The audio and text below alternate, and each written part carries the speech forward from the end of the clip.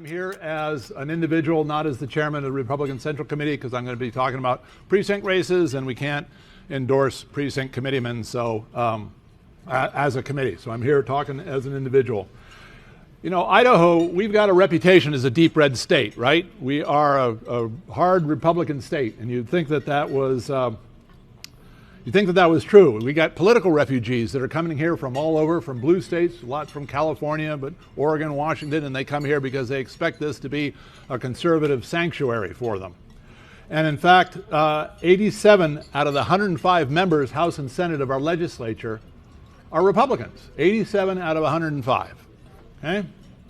But the Institute for Legislative Analysis, the ILA, did a study. And what they did is they took the voting records of all the people in the legislature, and then they ranked those along the political spectrum from conservative to liberal, with the center line being the cutoff. So if you are to the left of center, you're considered a Democrat, and if you're to the right of center, you're considered a Republican.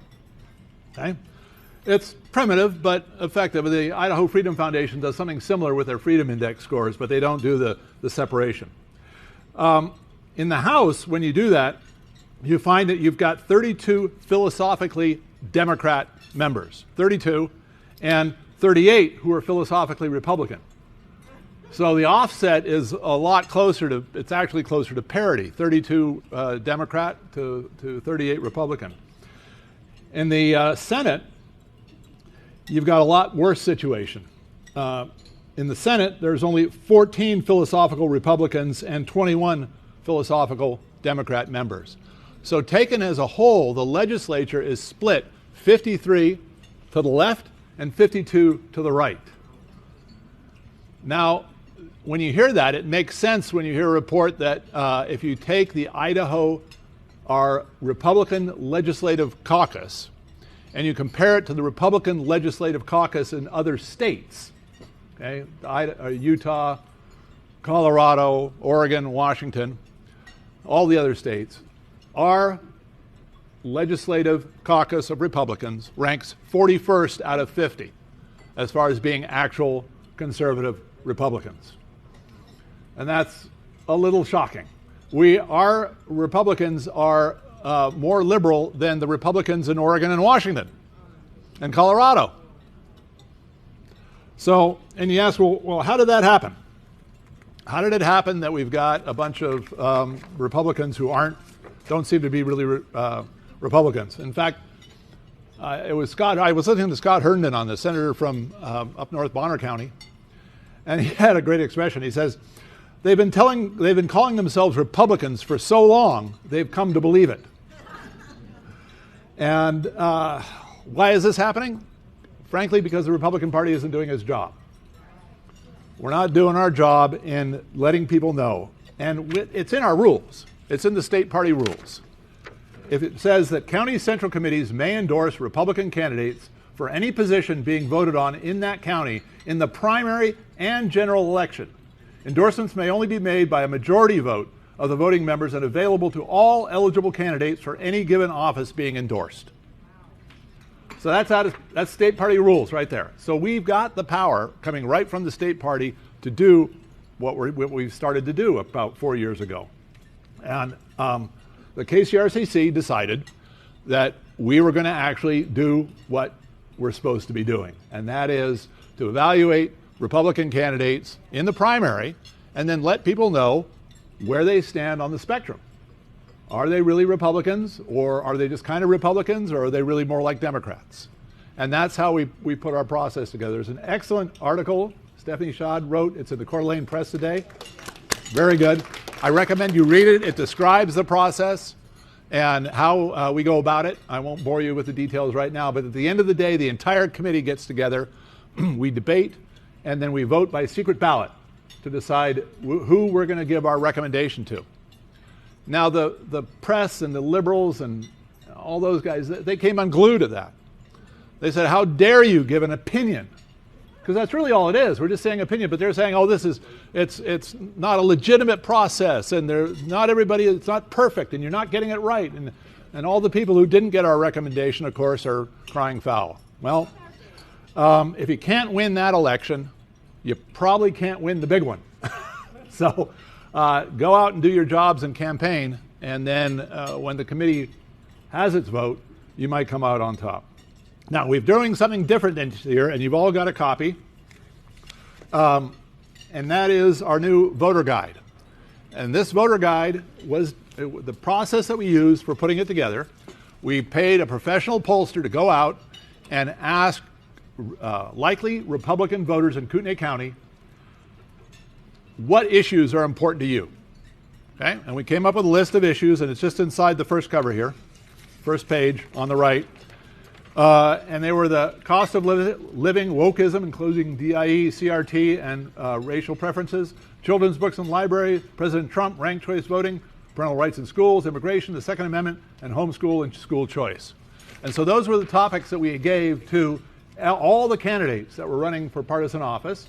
And we asked them to answer those questions, and then we published them, unedited, in the voter guide. We printed 80,000 of these, and they're going to every mailbox in Kootenai County. So nobody can say that they're not well informed. This is what your Central Committee is doing for you. We want people to be informed because we strongly believe that good decisions come from good information. And the more information you have in your hands, the more likely you are to make a good decision. And we see that when we do our rating meeting.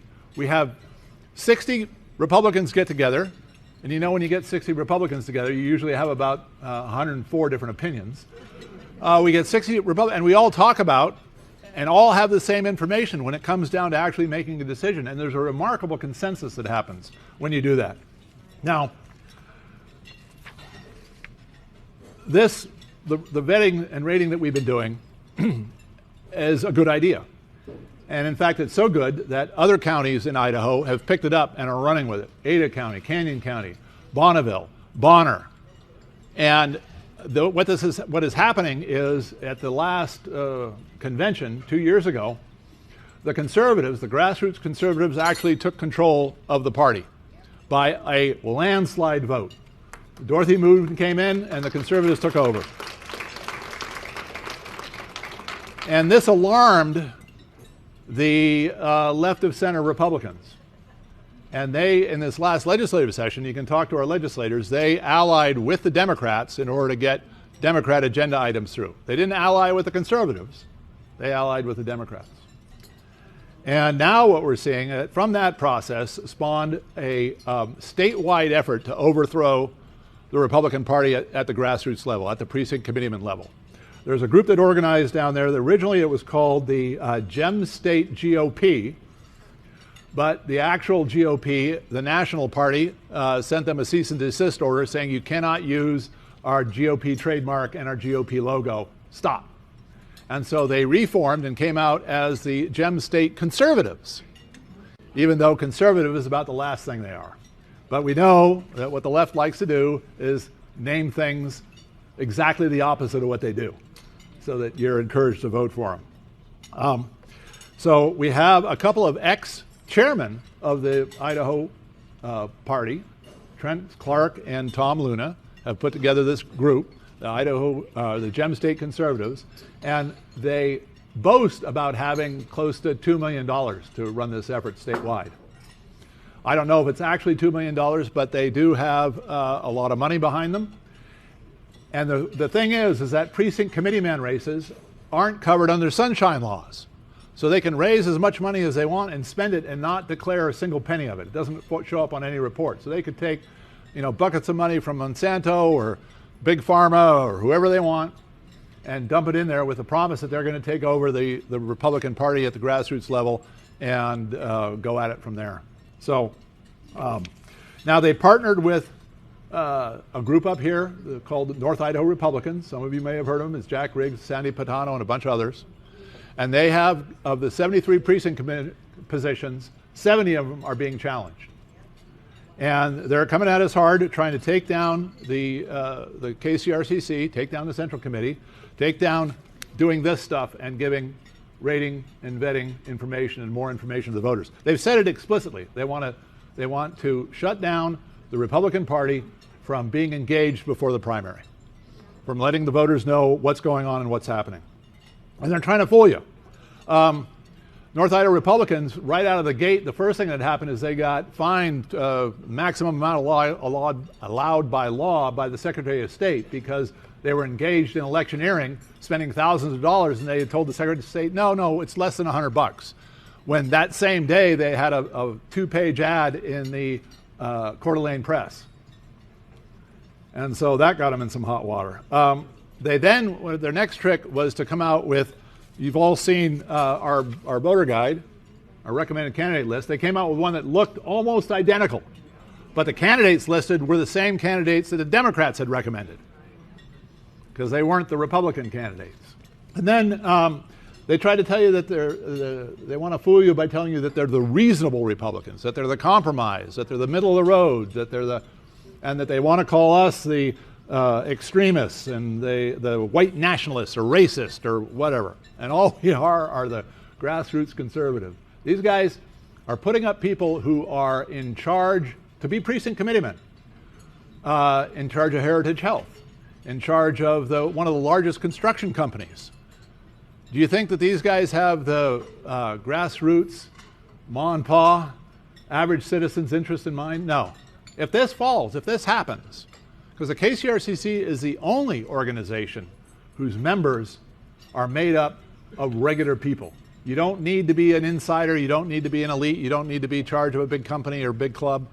You don't need to be part of another association. You just have to live in that precinct, be a good Republican, and want to help out and work for the party. They don't want to do that, and I can prove it to you.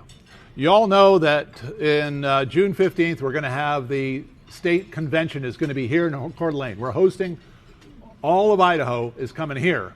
All the counties, all 44 counties are going to converge in Idaho at the resort and over at NIC for our state convention. And we're going to elect delegates to go to that.